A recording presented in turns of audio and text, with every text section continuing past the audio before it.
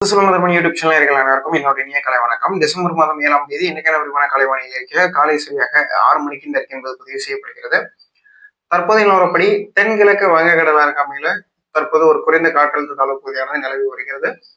இந்த குறைந்த காற்றழுத்த தாழ்வு பகுதியானது மேலும் வரக்கூடிய நாட்களில் வலுப்பெற்ற நிலையில் தீவிர தாழ்வு பகுதியாக மாறி தென்னிலங்கையை ஒட்டிய பகுதிகள் வழியாக நகர்ந்து தென் தமிழகத்திற்கு நல்ல மழைப்பொழிவுகளை கொடுக்கக்கூடிய, குறிப்பாக கடலோர தமிழகத்திற்கு நல்ல மழைப்பொழிவுகளை கொடுக்கக்கூடிய நிகழ்வாக 10, 11, 12, 13 முதல் 15க்குள்ள வரக்கூடும் என எதிர்பார்க்கிறோம். கிட்டத்தட்ட 9லிருந்து 15க்குள்ள ஒரு ஹெவி ஸ்பெல்ஸ் சவுத் தமிழ்நாட்டுல ஈவெண்ட் இருக்க போகுது. இது குறிப்பாக இந்த event delta and north Tamil Nadu, மத்திய மதுரை, விருதுநகர், தேனி மாவட்டங்களிலும் இந்த சிஸ்டத்தின் காரணமாக நல்ல ரெயினும், ராமநாதபுரம், புதுக்கோட்டை, சிவகங்கை மற்றும் நாமக்கல், கரூர், ஈரோடு, சேலம் உள்ளிட்ட எல்லா மாவட்டங்களிலுமே நல்ல ரெயினை கொடுக்கக்கூடிய வகையில ஒட்டுமொத்த அளவுல பார்க்கும்போது கிருஷ்ணகிரி, திருப்பத்தூர், திருவண்ணாமலை தாண்டி கர்நாடகா எல்லையோர பெண்டுக்கே நல்லா ரெயின் இருக்கு. ஆக கிளவுட் பேண்ட்ஸ் நல்லா கிரியேட் ஆக போகுது, கன்வெக்ட் ஆக போகுது.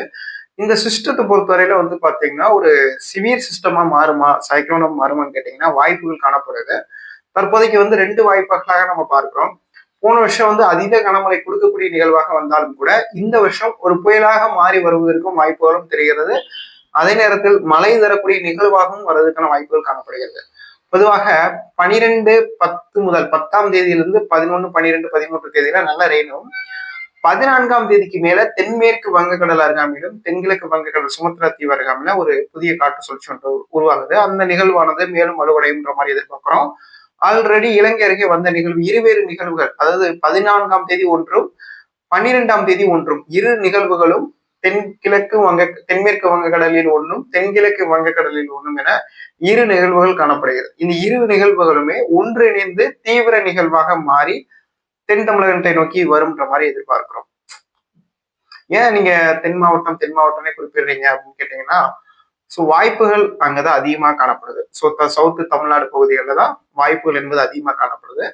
ஏன்னா நெகட்டிவ் ஜோனாக மாறி இருக்கு. ஒருவேளை சிஸ்டம் டெல்டாவை நோக்கி போகுமா அப்படின்னு கேட்டீங்கன்னா பார்ப்போம். அது மேக்சிமம் வருமா அப்படின்றத இன்னும் கொஞ்சம் அலசி ஆராய வேண்டியிருக்கு. இப்போ வரைக்கும் நம்ம கொடுத்த ட்ராக்ல எந்த ஒரு மாற்றமும் இல்லை, மாற்றம் இருக்க போறதும் இல்லை. ஓகேங்களா? சோ நான் இன்னும் ஒரு விஷயத்த உங்களுக்கு குறிப்பிட்டுக்கிறேன். இன்னைக்கு தேதி 7, 8, 9 இன்னும் 2 நாட்கள் வீதம் தான் இருக்கு. இந்த 2 நாட்களுக்குள்ள உங்களுடைய பணிகள், மழையினால பாதிக்கப்படக்கூடிய என்ன பணிகளாக இருந்தாலும் பண்ணுங்க. அதே மாதிரி பாத்தீங்கன்னா அதே நேரத்துல மீனவர்களுக்கான எச்சரிக்கையை பொறுத்தவரையில 9ஆம் தேதி இரவுல இருந்து வங்கக்கடல் பகுதிகளுக்கு செல்லும் போது கவனமா இருங்க. பலத்த சூறைக்காற்று வீசக்கூடும். 11ஆம் தேதிக்கு பிறகு கடலுக்கு மீன் பிடிக்க செல்ல வேண்டாம் என்பதை தெரிவித்துக் கொள்கிறோம். நன்றி.